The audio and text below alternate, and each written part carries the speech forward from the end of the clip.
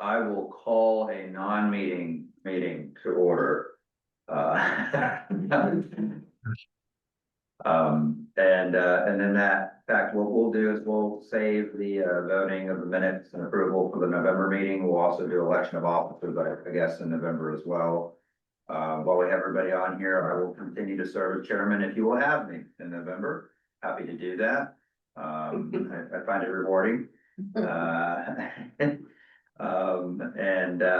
would like to change my RTAC alternative to Renee Moyer as opposed to Cindy King. And I can, obviously, I'll send an email with Renee's contact information and spelling of the name.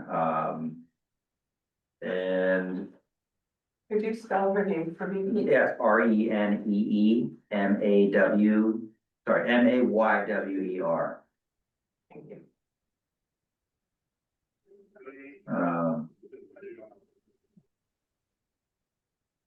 All right, does anybody have any meeting related items they'd like to share before we go into some other items? I need to update my alternate as well. Emily Yulstrom, she's no longer with us, but I do have a new planner. This is his third week. His name is Cody Barker. Welcome aboard. Great, thank you, Dad. Finally. Right. Congratulations. E or T. Dylan, would you mind spelling his name for me, please? Yes, ma'am. It's CODY and then Barker, BARKER. Thank you. Alberic, are you guys still have a vacancy for who would be your alternate for here? Yes, I can ask Tanya or one of them to be the alternate. Okay. I mean, it's got so far than here. So. It certainly has. We just like to have one on record, but if also that position is vacant, it's totally the county's call, but I just wanted to check in. Okay, yeah. Okay.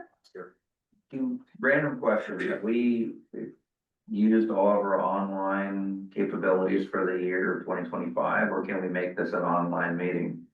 So the only thing about the online meeting is it has to be advertised in advance that it was online, and do those I tried. change over? They restart with the fiscal year, so we're starting fresh, and it can be half. So one of, we could do two of the ones. I think last year we did our February one virtually, Yeah. in case that there might be weather. That is actually into, I guess, probably our next item of the remote electronic participation in all virtual meeting policy. So, that is as something as a committee, or as the chair, you and I can discuss and decide. But we would have two of those now that we've went down to 4 meetings. I agree that February is probably the one to do because we have had to cancel a meeting or two because of snow. So I'm okay with continuing to do that. And they can't be consecutive is the other thing, so. Is anybody interested in being vice chair that is here? Obviously, we'll go through this again in November, but does anybody have any interest, or we just wait till November? Wait. We will wait. I know. Silent, there's silent. You are, did you say you It's okay, someone will be voted vice chair. I mean, I don't mind continuing to serve in the role. Awesome. Okay. All right, thank you, Dylan. So we've got our slate to vote on in November. You're welcome, You're the guys. hero. Thank you. It's really such a hard job.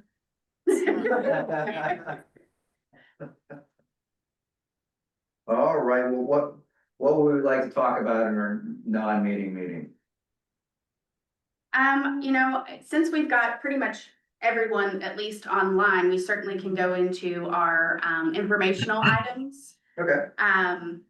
Again, the remote electronic participation in all virtual meeting policy was attached to your agenda. Really just, again, as an informational piece and a reminder of how that particular opportunities can work for the committee, which we did just kind of discuss. But if anyone has any questions, we're certainly happy to take those at this time.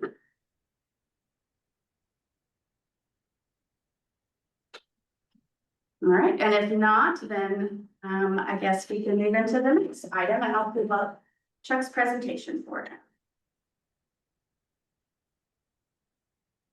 You all hear me? Yes, we can hear you, Chuck. Okay, cool. All right, you can skip a couple of slides, Sarah. Okay, give me just a second, I'm rolling behind. No problem, no rush, no rush.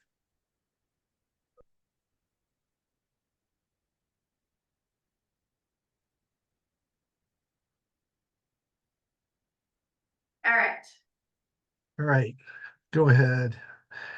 I'm going to talk about smart scale round 7 and some of the stuff we learned from round 6, and then give you some ideas of what we're going to be doing this round. So basically that's going to be the quick agenda or the items that I'm going to be looking at. So go on to the next slide. As I think you guys might have seen this before, but basically this was presented at the January CTB meeting just to highlight the money that was transferred from construction program, which is where Smart Kill gets its money, to the maintenance program. It was a $1.6 billion was transferred. So basically we have less money to deal with when we're looking at smart skill applications. So next slide. This is the basically summary of the round 6 results. And as you can see, we got $93 million of total revenue from this round, and we were able to fund 4 projects. The next slide. This is a summary of basically what we've gotten round for round since we started Smart Scale. As you can see, we're basically at 57 million for the district grant program is what we were able to, projects we were able to fund. We had a little bit more than that, but so that'll just stay in the kitty for next round for us. Unless it gets used to fund overruns on other projects. We also were able to secure the $36 million for a high priority project. But basically we have the round 4 and round 5, we've got the supplemental tax, fuel tax revenue that was phased in, and we're basically through that phase in period. We're basically at what we would normally get. Next slide. Oh, I'm sorry, this is Christine. I missed it. How much is it gonna roll over into the next round, round 7? Well, it's basically the difference. It's like 3 or 4 million, less than $4 million. Okay, thank you. It's not necessarily rollover. It's just money that we didn't allocate this round because we didn't have any projects that could take that much money. Well, Right, but it'll be available in the next round or not? Or if there's like cost overruns for other projects, it's available in our, yeah, it's like available in our smart scale budget. Correct. If we don't use it before next round, we could use it as, like, if we have a number of projects and it puts us over what we have available, we could supplement that money for that to cover any overages. If we have another project next round, if we don't have the money spent by then. Yep. And then if we go through that and there are more cost overruns, it pulls from the 27 amount that will be available. We don't lose the money, in other words. Essentially. Yeah, okay. The money stays with the district. This is just a summary takeaway of how we did compared to the state. Most of our projects did better overall than any other district in the state. Like I said, we had 65. All of our projects were in the top 65% across the state, which is better than anybody else did. We were in the 50%. We had more projects not more projects. Percentage of our projects were higher in the top 50% than any other district too. So overall, we did really well, even though we didn't get all of our projects funded. It's only so much money. So next slide. This was one of the key takeaways. This last round, 81% of the projects were priority 1 or 2 in the VTrans needs category. And the average cost of the funded projects was $18.6 million. So that's the district grant pot. For the high priority, it was 96% of the projects were priority 1 or 2. And the average cost of the funded HPP projects was $27 million. This is a key takeaway in that we need to focus what projects we're submitting as to make sure they're a priority 1 or 2 need. And this will come through these slides as we move forward. But that's what we're going to be focused on moving forward for this next round, is making sure that we're having a priority 1 or 2 need project, and that the cost is around these figures for the district grant and for high priority. If we get outside of those, it's less likely that the project's going to be able to be funded. Any questions about that? Okay, next slide. Yes. Underneath the bullets that say average cost of all funded projects, are the 2 sub bullets underneath that, is that the lowest and the highest? Correct. Okay, thank you.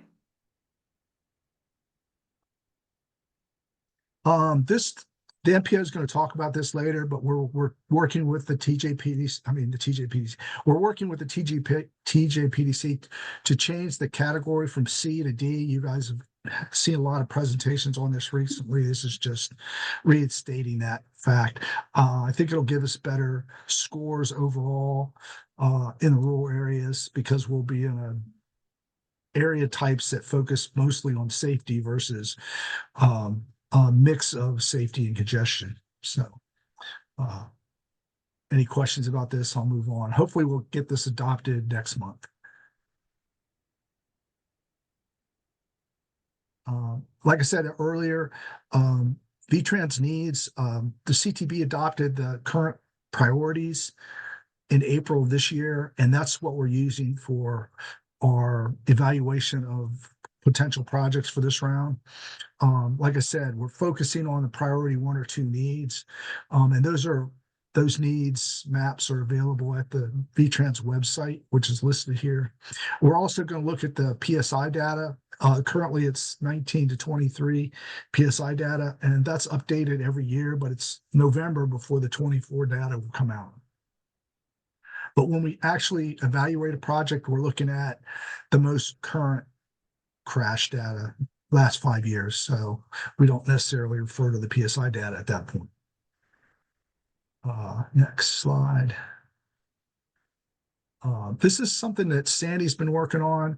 We're trying to come up with a way to do some preliminary evaluation of projects, just so we can screen how well project might do against other projects in the district. So we're pulling data from these different data sources and trying to put together a tool to where we can start to score, not necessarily score, but just evaluate projects on a high level to see how they fare in all these different categories. And then we can see which ones would be the better ones to submit versus the ones that don't appear to be as well. And that's what we're working on right now.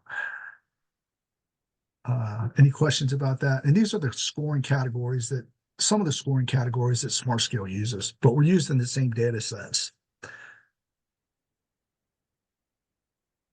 Next slide. This is the schedule. It's the same as the previous round. Basically, the submission period will be in March of next year for the pre-apps, and then the full app will be due in August. And then they'll make the evaluation the following scoring in the fall, and then the presentation of the recommended scenario funding in January of 27. Next slide. All right, these are the current studies we have going on in the region. We have Ridge and West Main in the city of Charlottesville. We just had a public meeting on that the 14th, and we're running a survey which runs through the 28th to look at the various alternatives for that intersection.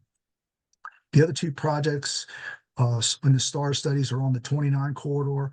We're doing the corridor from Hydraulic to Woodbrook, north of the city. And that corridors, we've got the existing conditions report, and we're currently looking at developing some preliminary alternatives, and we'll be rolling that out to the MPO at their next meeting coming up. And then we've got the Barracks Road interchange project, it's the Emmett Street and Hydraulic project, but it goes from Barracks Road to Hydraulic Road. And we're looking at the 250 bypass interchange and as well as the interchange at Barracks Road and the intersection at Hydraulic Road and 250. And that's also in the existing conditions report. I think we've already finished the review, but we're gonna start looking at some preliminary alternatives for those projects to go into phase 2 of that study. Next slide. These are the two pipeline studies we've got going on. Fifth Street, we're basically doing a value engineering of the previous application from last round to see if we can come up with a lower cost solution for the interchange improvement, as well as look at the corridor just north of there into the city, where they're actually proposing changing some previous recommendations for how the bike ped improvements would be implemented on that corridor. So we're going to try to align our recommendations with what they're proposing to do. And then the other one is the I-64 interchange. We're starting to see queuing in the southbound direction at exit 118 on 29, and we're trying to address that queuing issue by fixing that. It's providing more U-turn or turn lane capacity because it's really short because of the piers right now. So we're going to try to see what we can do to fix that, as well as relook at that park and ride lot down there, which is basically on-street parking on Teal Lane. So to see if we can come up with something on that. And those two, the existing condition reports are complete. And we're starting to look at the phase 2 scope and the preliminary alternatives for that one. Next steps. Okay, what we're doing is we're finalizing the presentations that we're going to be rolling out to the localities for Smart Scale Round 7. And hopefully we'll start sending those out later this month and hopefully meet with the localities to try to look at potential locations that they want to try to pursue for next round of Smart Scale. And that's the schedule. We're going to probably roll it out and try to come back in October for approval of or confirmation of the location so we can start finalizing the material for your applications. That's all I got. Any questions? I had one, but you answered it, that you were gonna talk to our elected officials about what they're looking to do versus what you have researched and can be done. And that's what we're going to do. I'm putting together a presentation with, like we have every round, with some preliminary recommendations. I will say that because of the changes in the priority 1 and priority 2 V-Trans need, some of the applications will fall off that were submitted last round. So that's something that we're going to have to talk with the localities about what is in their area that they can submit that would be competitive.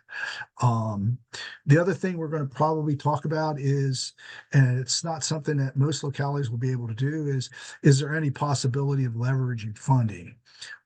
That seems to be where we're going to be going in the future to have competitive applications.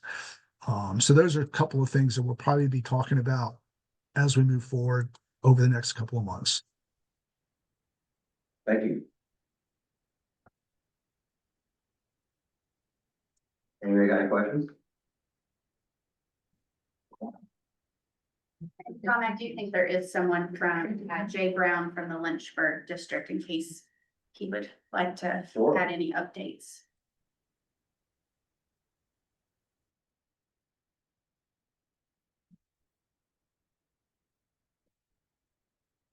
Mr. Brown, is there anything you'd like to add?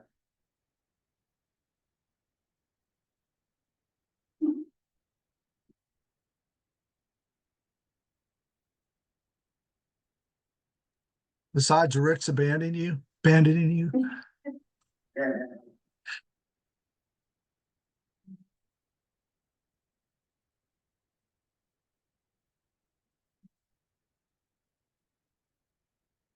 All righty, well, thank you, Chuck. Great, I think I would say it's one of the best Smart Scale presentations I've seen in 7 years. I know where we're going now, and it'll be March before you know it. What other items would we like to discuss today in our non-meeting meeting? I believe Orion has some additional information for us about safe streets and roads for all and the FY 26 implementation. Hello, everyone. I'm grateful for the opportunity to present to you today. Before I go into the implementation part of the presentation, just brief updates to where we are with our current project, which is Move Safe with Blue Ridge. So, as of now, all localities have adopted a plan.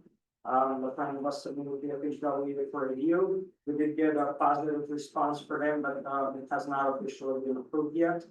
Our period of performance is September 30th of 2025, and then after that, we have about 120 days to close out. So once we've satisfied FHWA's needs, they will officially approve the plan. So with that being said, it's kind of time to think about what do we do with this plan from now on. So the main goal of the plan was obviously safety, but to position the localities to be eligible applicants for implementation funding in the next round of safe streets and roads for all.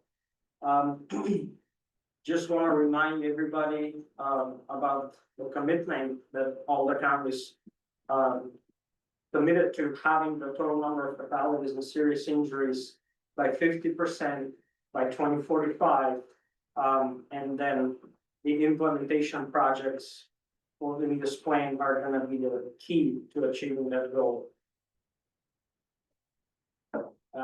Just an overview of the Safe Streets Roads for All implementation funding. So we know that as of right now, the FY 26, which is next year, is going to be perhaps the final round of Safe Streets and Roads for All funding.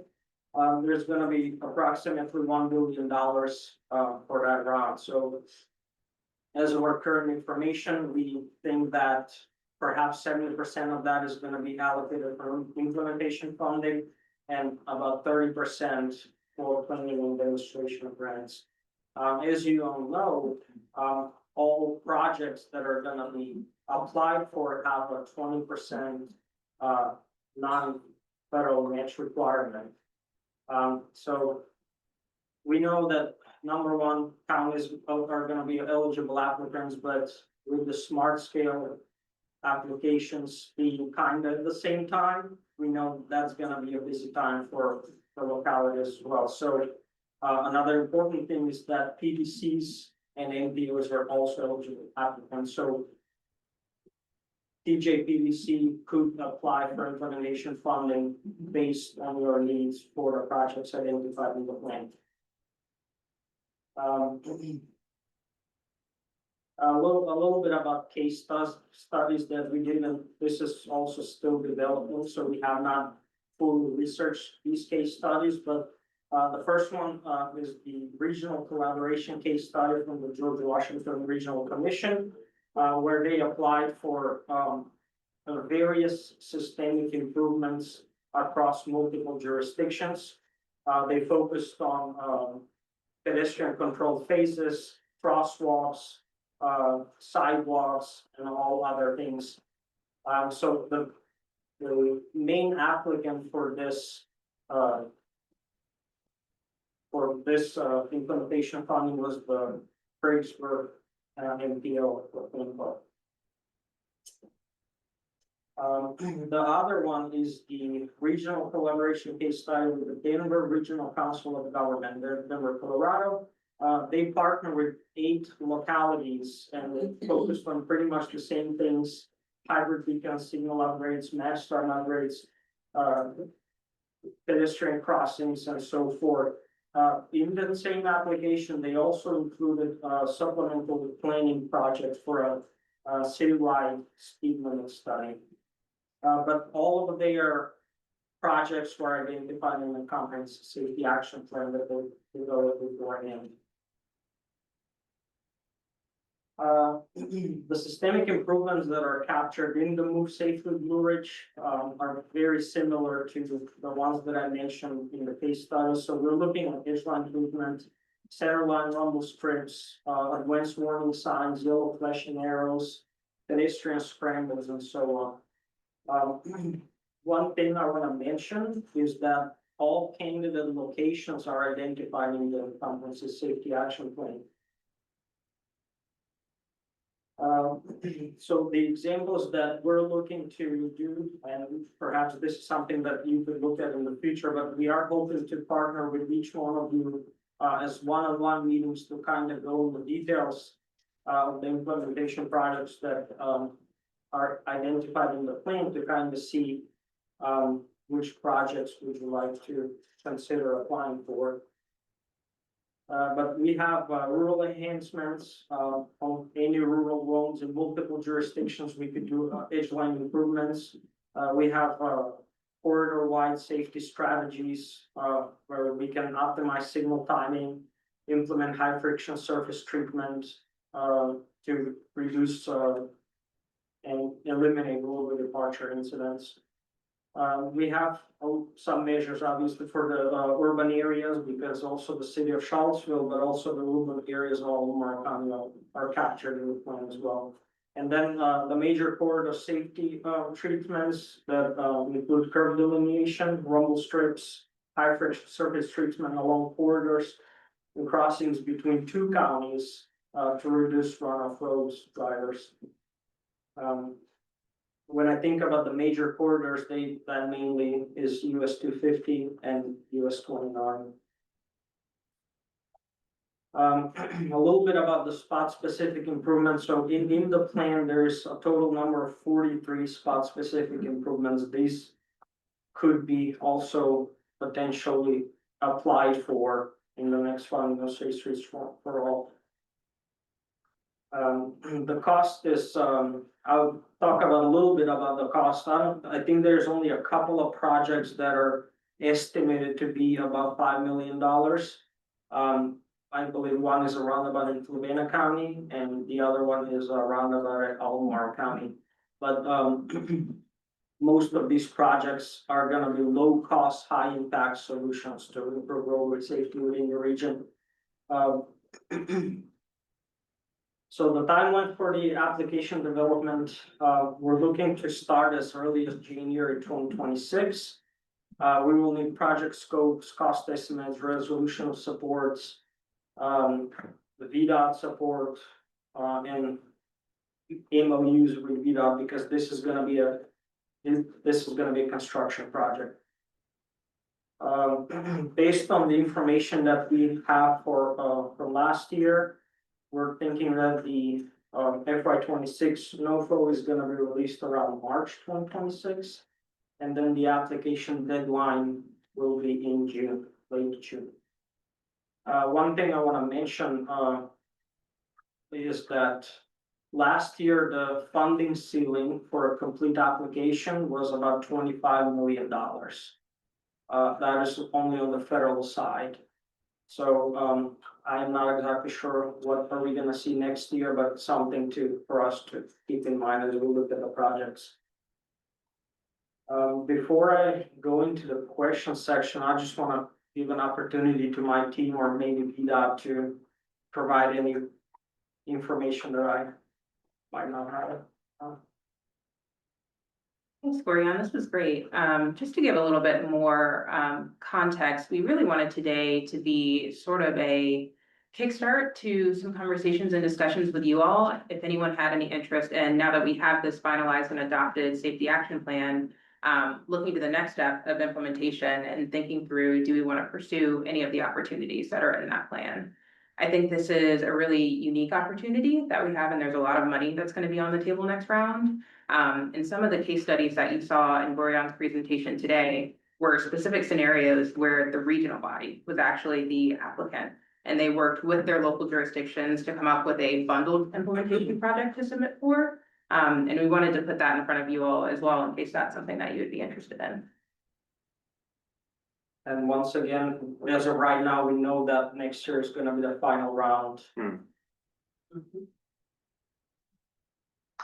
Does this have anything to do with the stuff happening with EVA and Honda? Is that related to that at all or not? That's all separated? Yeah, different project. Yeah, so the one that you mentioned for UV and Honda, that's on behalf of the Charlottesville Albemarle MPO. Okay. Are there any questions? Comment, if you're looking for letters of support from the, Board of Supervisors to start in January, we should probably make sure we're not waiting until December. Due to the boards not meeting sometimes more than once or weather or whatever reason, so just, not waiting till the last meeting in December. Well, I think beyond a letter of support is there interest at the local level in applying for funding for one of these projects? And that would come along with the 20% local funding commitment. And do you support the PDC applying on behalf of the local jurisdictions? Great segue. I would suggest that this be part of maybe discussion when we talk to Smart Scale and the elected officials, because if you find out that the counties are looking to put money up front for Smart Scale, they might be willing to do that for this too. So I think that's the answer for, I mean, who's talking to who first? Are you all planning to?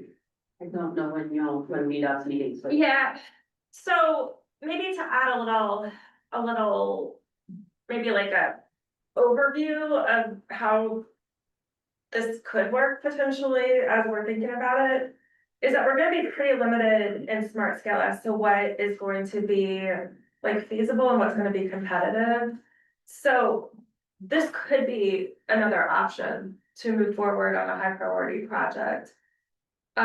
If you wanted us to, we could try to coordinate, at least to have somebody from the PDC sitting in on our Smart Scale meetings to be part of that discussion, so if it comes up, I mean, Chuck, you wouldn't have any concerns with that, would you?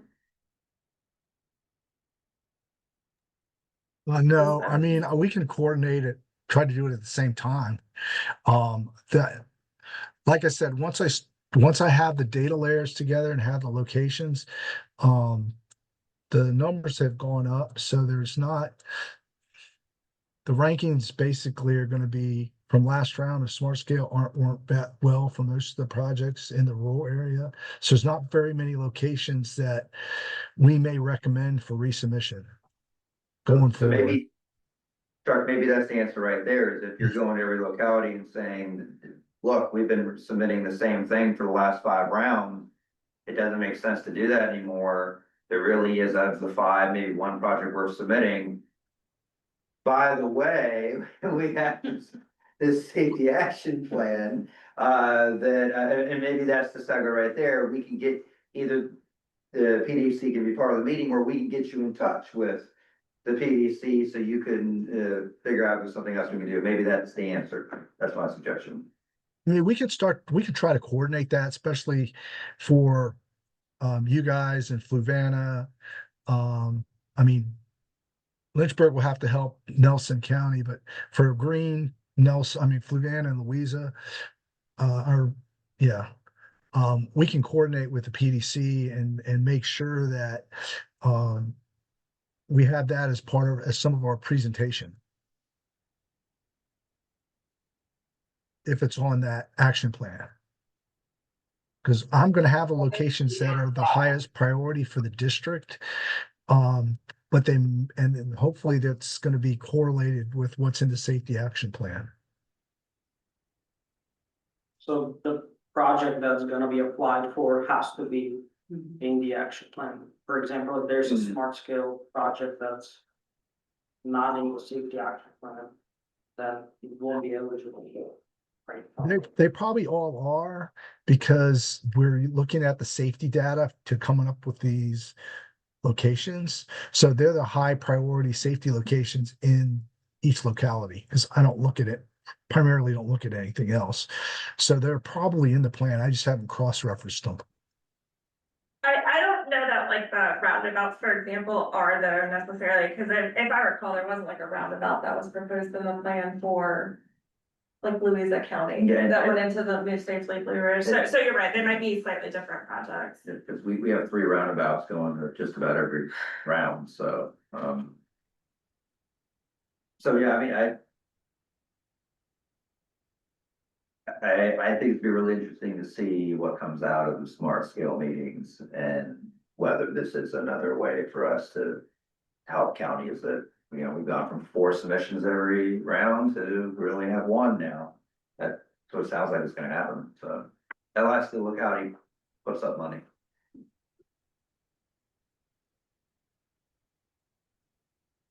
But I will add that VDOT is very supportive of supporting the locality and from the PDC and any future applications, so whatever we can do to help. Happy to figure that out alongside y'all. I have a question maybe for all the counties. Could it be that we discuss the projects with the locality staff first before we go out to the boards? I would recommend having a discussion with like planning department and county administration, yes, before, and because sometimes county administration wants to have that discussion or bring them into a separate meeting. What each locality, I think, operates a little bit differently. Does anybody disagree on that? I'll second that. There we go. The deciding factor because all these projects are within your county, so we want you to decide which projects are gonna be what you need. Based on your need, we can apply for this project on your behalf. So I think in my head, I guess it makes most sense to discuss that with you, and then your support will help us get buy-in from the boards. Sure. I would also say as part of those meetings that PDC and MPO have with locality staff is including that cross-reference. Look at previous submitted applications and then what's in the plan so that we know what is possible for applications and to move safely And I don't think or it's, assess for it. I don't think it's a bad thing that we might not be submitting projects we've done in the last 5 rounds, because I'll be honest with you, I'm submitting the same roundabout for 5 rounds. What suddenly how's the 6th round gonna be any better unless there's either a safety issue or, so I mean, it's less staff time for everybody that could be used for other things. So I do like the fact we're going to do a more targeted approach. It just is, unfortunately, the downside is becoming harder and harder, especially for rural counties, to get a piece of that pie, so. I'm on the rural county stump again. Well, I've enjoyed both presentations today. Thank you very much. I appreciate it. Does anybody online have any questions or comments? Y'all been real quiet today. Hey, real quick, I apologize if I missed this, but Gorion, could you remind everybody what the match requirements are for this SS4A funding? Yep, so there is a 20% non-federal match requirement. Thank you. Thank you.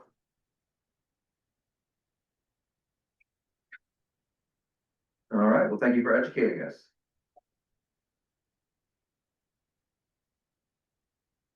What's next?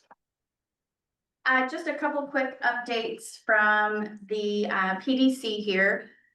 Much like Chuck mentioned about the area type change, we just wanted to let all of you know that this has went to all of the counties, to the administration, and it has also went to our commission, who will be making a decision on that at their September meeting and then moving through the channels from there. So just wanted to keep you aware of how that was proceeding. And then just another quick informational timeline thing. When we met in June, we talked about how we were taking on a rural planning needs assessment. And so basically looking at what plans already exist for the localities here and the counties, what plans we have at the PDC that kind of correspond with that. And one of our staff members, Logan, is in the process of going through websites to start collecting all of that information to develop a memo that we will get to you guys with a survey that will come out, and that will happen all before we meet again in November. So just kind of wanted to give you, number one, a heads up that we are working on it, where we are, what you can be expecting from us. I will say just quickly, he is mostly, like I said, starting with what plans are online that have already been completed. If by chance anyone knows of a plan that isn't online, that we're kind of capping it at around the last 10 years. But again, if there's something we wouldn't think of, if there's something outside of that timeline that you think is very relevant to this, please just email me and let me know, and we can make sure that we're including that in there. as part of the survey, we will be sending you what we looked at, so you'll know what we've checked, but just to get ahead of that a little bit, if you know of something that, you know, is super relevant, that maybe doesn't meet those two initial, qualifications of being in the last 10 years and online, just give us a heads up. But we are plugging along with that and really looking forward to getting, your responses from the survey. And then after the survey, we do plan to schedule one-on-one conversations with the planning staff in the localities to still make sure that we're getting the best picture of what those needs are, after we've reviewed all of those plans. And then again, our target date is to, have most of this wrapped up in January and ready to present to you at the February, and it is an early February meeting. That's when we're switching weeks. Yeah, so we're still on task, and we'll be plugging in with you more directly coming up. Looking forward to it. Yeah. And then as a follow-up to the first one, she was talking about the smart scale area types. I have on my calendar for next Thursday to email all of the chief administrative officers. I know I CC'd you, this group, on the email that went out to all the county administrators. But I have a message to follow up with them, just to remind them that it is going to action the week following that at the commission, so that they have that on their radar as well. Thank you. I'm definitely looking forward to all the older plans, seeing what's out there. Right. If you all are okay, we can do a quick roundtable around to see what's going on. I can go ahead and start. So Tom, Louisa County, we are working on survey questions for our comprehensive plan update. So that is something we are working on internally, and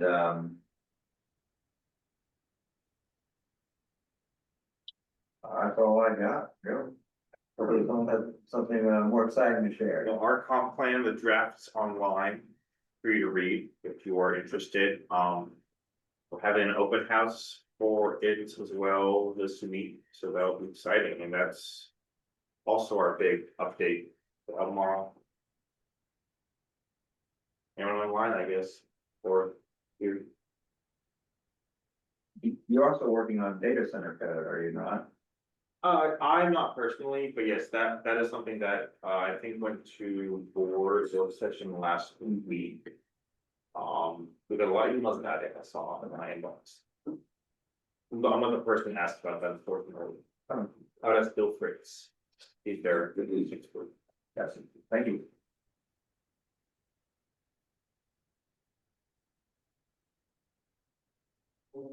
Todd or Jim or Dylan?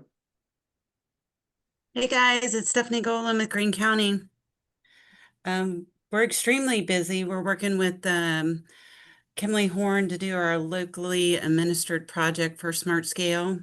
Jim's pretty much working on that every day. And then we're also waiting to hear back from the CTB about a developer proposed traffic improvement that's occurring right here in Standardsville that will have a great impact on everything, our population, our economy.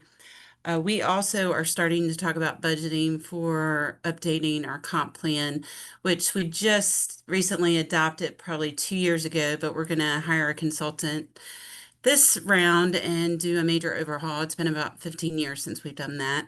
And with all the development in Ruckersville and the newly revived residential development that's happened the last 5 years, we feel that we need to do a overhaul of that plan. So that's what's happening out here in Greene. Thank you. Hey, it's Dylan. In Nelson, like I said, we've got our new planner, Cody. He's on his 3rd week. He came from Albemarle County, from code enforcement. So he's been fitting in very well so far. And I'm glad he's doing code enforcement because that is my least favorite thing to do. So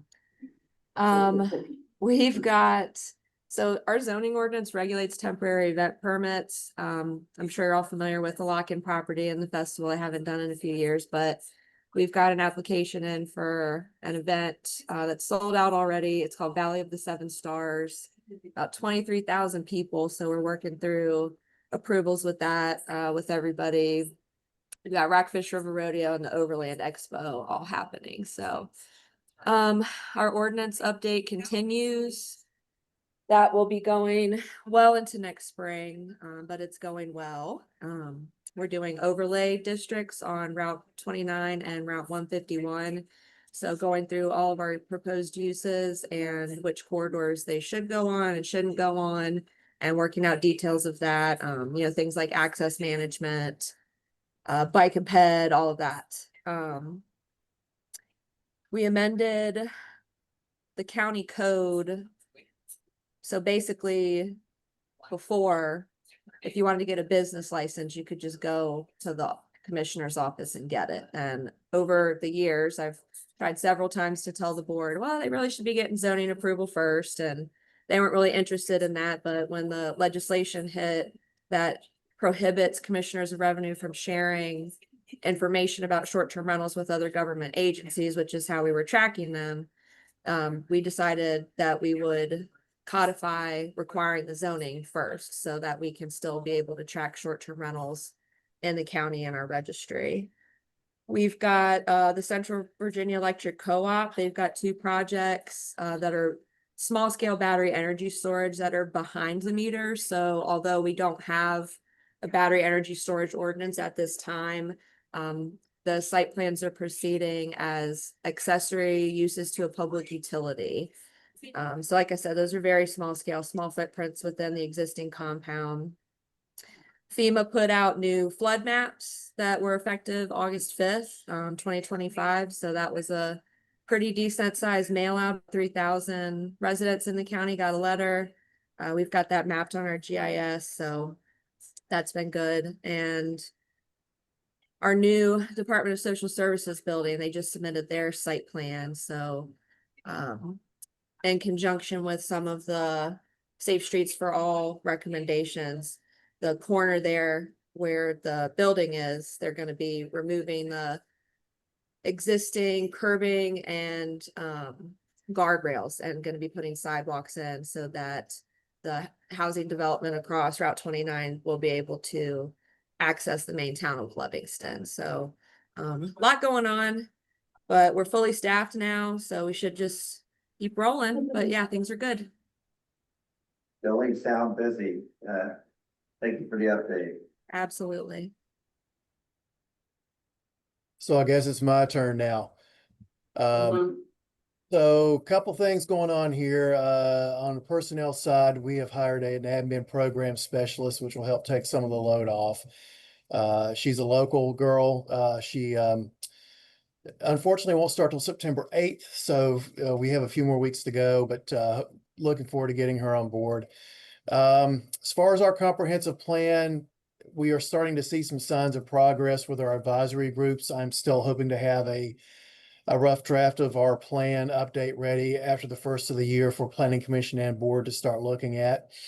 As far as transportation projects, we are still on track to submit, or at least planning to submit, a transportation alternatives application for streetscape in Fork Union by the 15th of September. In fact, I've got a Zoom meeting with Pat Moore in a little more than an hour to go over that application, and we still have to go before the board. They get their final blessing, which will happen on September 3rd. And those are pretty much the highlights. When there's a lot of other stuff going on, but it probably take more time than you want to take. Thanks, Todd. Appreciate it. I don't think we have. No, not that you are. All right, well, any other housekeeping items? No, not unless there were any suggestions for future topics. We're always taking those, but we already have at least a couple of things that will be on our November agenda where we'll hopefully have quorum in person. Well, I call this non-meeting meeting to close. Thank you, everybody. I appreciate your help. Thank you. Thanks, guys. Thanks, everyone. Bye.